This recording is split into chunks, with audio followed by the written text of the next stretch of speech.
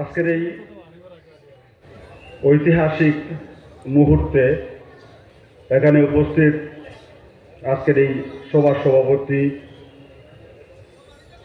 সর্বজন পরিচিত আমাদের আমির শরীয়ত সাহেব এবং উপস্থিত উলামাগণ, আমি বারবার না করেছি বক্তব্য আমাকে না দেওয়ার জন্য, কারণ আমি শোনার জন্য এখানে এসেছি। তবুও যেহেতু বলেছেন, আমি শুধু দুইটা কথা বলবো। কারণ আমি সবসময় বলে থাকি যে আমরা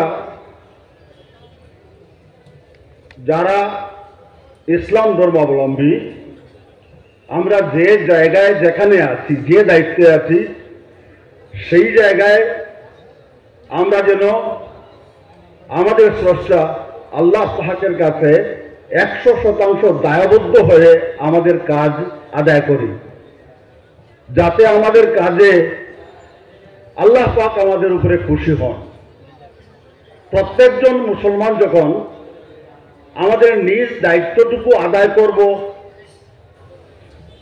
যেভাবে হুজুরে পাক সাল্লাল্লাহু আলাইহি ওয়াসাল্লাম বলেছেন, সেভাবে আমাদের নিয়ত আল্লাহ পাককে খুশ করার উদ্দেশ্যে, তখন আমাদের কাছে যে কোনো ধর্মের মানুষ যখন আসবে, আমাদের কাছে কখনো অন্যায় তারা পাবে না।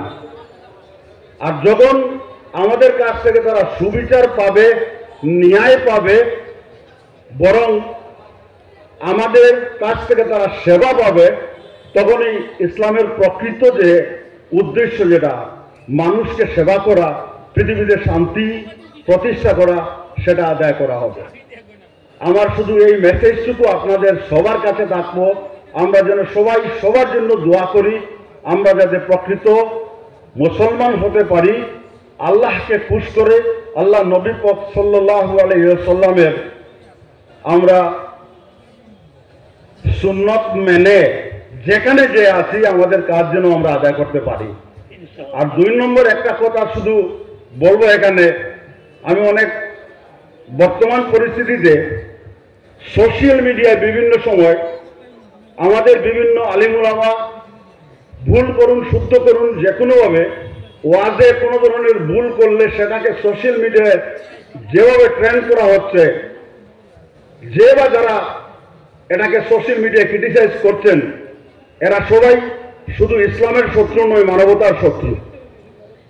আপনারা এটা এখানে সবাই একটা লিডিং ভূমিকা নেন। যদি কেউ কোনো ভুলও করে, ব্যক্তিগত মেসেঞ্জারে গিয়ে বা ব্যক্তিগতভাবে কন্ট্যাক্ট করে, উনার সাথে আলোচনা করেন।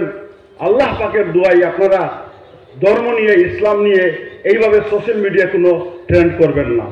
3 নম্বর আমার একটা অ্যাপিল আজকের এই মজলিসে, বিশেষ করে আমিরে শরীয়ত সাহেবের কাছে।